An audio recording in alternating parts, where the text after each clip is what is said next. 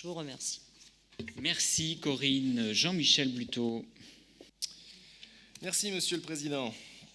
Mesdames et Messieurs, chers collègues, le débat budgétaire qui s'est déroulé ce matin ne s'arrête pas en fait à notre seule collectivité. Nos échanges ne doivent pas se stopper une nouvelle fois à une manœuvre médiatique, la vôtre, au travers de l'insincérité du budget 2016 de la Seine-Saint-Denis. Nous ne pouvons pas seulement dénoncer votre triste volonté d'augmenter la fiscalité, plus qu'ailleurs, vos arbitrages contestables, votre échec retentissant sur la dette de notre collectivité ou bien encore votre amnésie sur les recommandations de la Chambre régionale des comptes. Nous devons dénoncer tout cela, bien entendu, mais nous devons également réfléchir au rôle de notre collectivité, à son existence efficace et à son destin. La genèse de nos problèmes ne date pas du bras de fer qui est mené actuellement face au Premier ministre socialiste de la France. Je vous le rappelais déjà lors du dernier débat d'orientation budgétaire, il y a une triple faute que nous subissons et dont nous devons tirer les conséquences. La première vient de votre politique sociale, celle menée par les maires de la Ceinture Rouge qui ont voulu que nos habitants s'appauvrissent, que notre habitat soit collectif et subventionné, que nos emplois disparaissent à coup de matraquage fiscal des entreprises de l'industrie. Pendant 70 ans, l'œuvre de vos élus a durement frappé l'Est parisien et vous en êtes les dignes héritiers. La faute vient ensuite de votre politique budgétaire depuis 50 ans, généreuse, idéologue et démagogue, faite d'un cocktail suicidaire de dettes et d'impôts. Nous le constatons encore pour cette année. Elle vient enfin, cette faute originelle, à un État jacobin qui ne veut pas entendre parler de la décentralisation, de pouvoir local, d'autonomie et de libre administration des collectivités territoriales, pourtant constitutionnelles. Lors d'un entretien donné au journal Le Monde le 6 mai 2014, vous vous en souvenez, François Hollande a indiqué que les départements avaient vécu. Manuel Valls, son nouveau Premier ministre de l'époque, tout juste arrivé, avait enfoncé le clou ensuite au Parlement lors de son discours de confiance. Les condamnés à mort, se débattant trop fort, ont décidé de surseoir à l'exécution. Mais le projet est toujours là. Et c'est par la lame financière qu'en ce moment même, on tente de nous faire disparaître.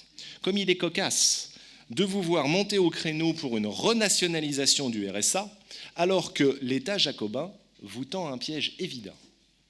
Ainsi, 3 erreurs politiques ont forgé la situation dans laquelle nous sommes aujourd'hui.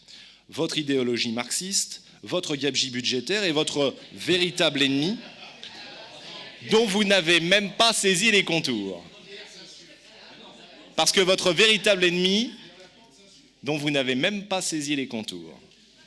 De ces erreurs, je vous indique aujourd'hui que toute négociation, tout chemin politique doit se bâtir par l'exemple. J'ai souvent cité que l'exemple n'est pas le meilleur moyen pour convaincre, il est le seul moyen. La communication actuelle de Matignon est d'insister sur des gages de bonne gestion du RSA et d'objectifs de baisse du nombre de bénéficiaires. C'est le débat actuel, c'est la proposition du moment, Pierre Laporte la rappelait. Permettant en cela donc au gouvernement d'être éventuellement plus généreux financièrement. Autrement dit, c'est de l'intéressement, comme dans une entreprise privée. Mais bon, passons.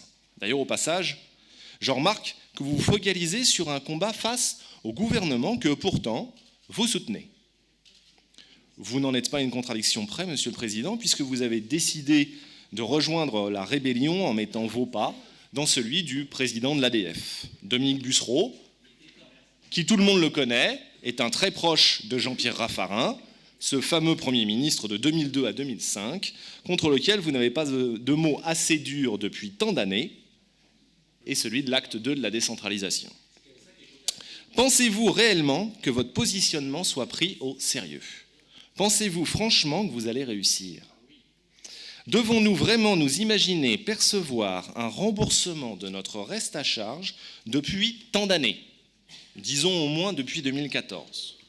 Je n'y crois pas vraiment. À l'inverse, mieux gérer notre collectivité, bien utiliser l'argent public, prendre des décisions exemplaires, soit un ensemble de volonté forte pour prouver notre légitimité. C'est comme cela que notre collectivité devrait être menée.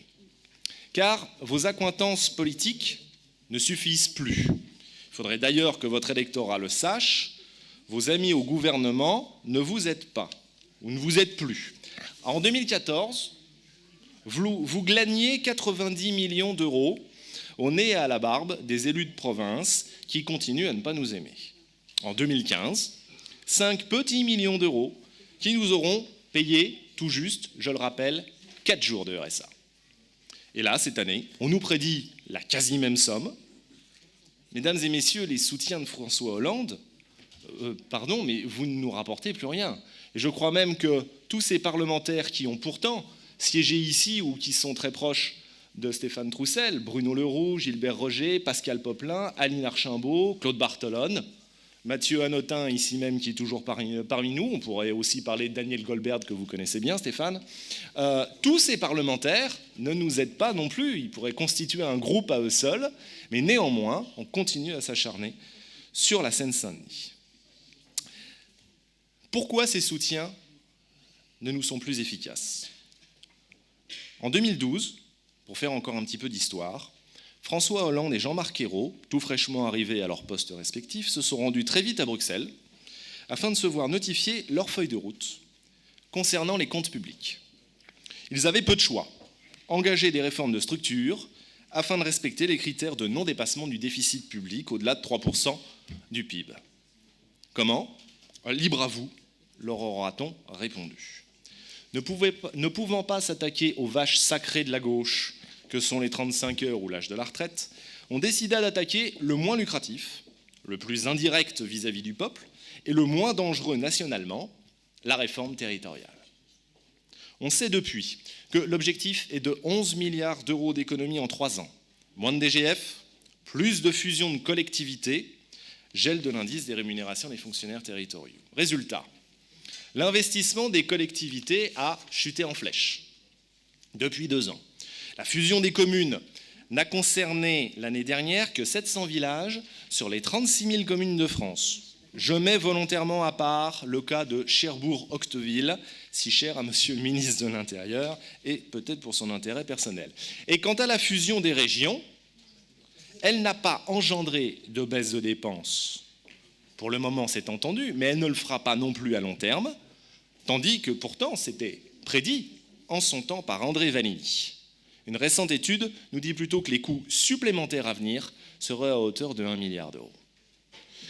Pour en revenir à notre pauvre département, vous vous servez en fait du budget de notre collectivité, de la dette sociale, de la lutte des classes, pour opposer la gauche de l'idéal que vous incarneriez à la gauche du réel, type Manuel Valls ou Emmanuel Macron, qui doivent, eux, se plier au joug européen. Mais cette bataille ne vaut pas d'être menée. Une autre me semble plus globale pour le futur. Les allocations de solidarité et plus généralement la politique sociale de notre pays n'est plus comprise par ses concitoyens, ne donne plus de résultats et est totalement débordée, prioritairement à cause du chômage que vos amis n'ont pas su résorber malgré leurs promesses. Mais pas uniquement. Notre déficit public, notre dette générale, qui atteint les 2100 milliards d'euros, font maintenant décliner notre pays. Pas la France que vous idéalisez depuis 2 siècles, mais celle qui dévisse, qui est désormais à la lutte avec le Royaume-Uni pour la 6e place mondiale au niveau économique, celle qui a rétrogradé encore au niveau agriculture et qui se trouve désormais derrière les Pays-Bas. La France qui fait se révolter les taxis, qui se rendent compte que leur investissement d'une vie ne vaudra bientôt plus rien. La France paysanne, où ces quelques 500 000 exploitants ne se tirent même plus un salaire pour eux-mêmes. Cette démocratie où le peuple n'a plus l'impression d'être écouté, défendu et respecté. La France idéale n'a plus le moyen de sa dette, de son train de vie et de ses bons sentiments. Notre pays, dont ses gouvernants ne peuvent plus décider, coincé cette semaine entre les manifestants étudiants et les négociateurs de l'UNEDIC. Notre pays est donc bloqué. Alors, du haut de notre département de la Seine-Saint-Denis, vous réclamez encore et en pure perte le remboursement d'une dette que l'État est incapable d'honorer.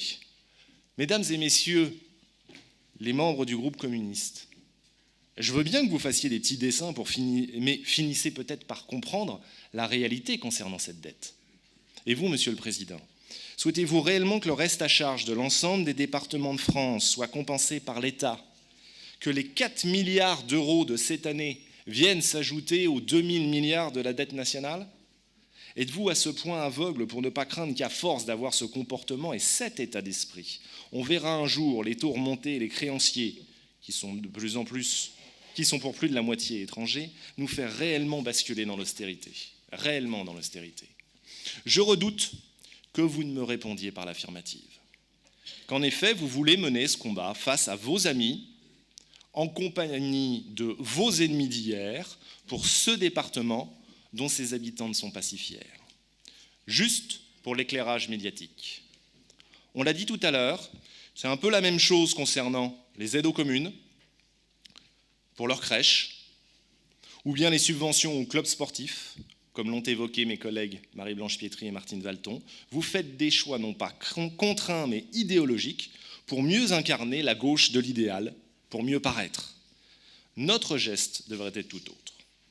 Tout d'abord, la nationalisation du RSA conduira nos collectivités à la disparition et la nation à l'échec. La fraude pourra s'en donner à cœur joie qu'aucun acteur local viendra contrôler la justesse de la mesure face à la condition du bénéficiaire. En supprimant l'échelon local pour le suivi, la réinsertion du bénéficiaire, on va créer des millions de dépendants qui toucheront une allocation payée par les derniers contributeurs qui travaillent sans que l'on ose demander le moindre retour à celui qui perçoit. Les débats entendus depuis les annonces empreintes de bon sens du conseil départemental du Haut-Rhin ou encore par notre collègue Séverine Maroun sont édifiants. Ensuite, le montant de l'allocation est un vrai sujet. J'entends, Stéphane Troussel, votre analyse sur la part payée par l'habitant du 93 comparée à celle de l'Alto Sécouanais. Mais le niveau de vie moyen des habitants de la Seine-Saint-Denis est de votre fait.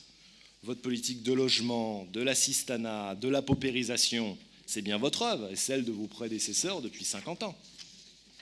Alors il faudrait sans doute l'assumer. Et les petits propriétaires, qui sont les derniers que vous taxez, en ont peut-être assez de devoir s'acquitter de votre politique injuste. Départementalisation ou nationalisation du RSA, nous ne sommes pas bien placés pour en décider. Mais nous devrons prendre notre juste place dans ce débat, fort de notre expérience locale. Finalement, au-delà de son caractère erroné, ces choix que nous réprouvons, son augmentation fiscale honteuse, sa dette abyssale, on retiendra donc qu'il est un budget insincère. Quand j'écoute en début de semaine votre entretien avec Nicolas Bétou dans le journal L'Opinion, où vous dites mot pour mot « François Hollande peut permettre de rassembler toute la gauche en 2017 », je ne crois pas que votre engagement pour défendre la Seine-Saint-Denis contre l'État soit lui aussi très sincère.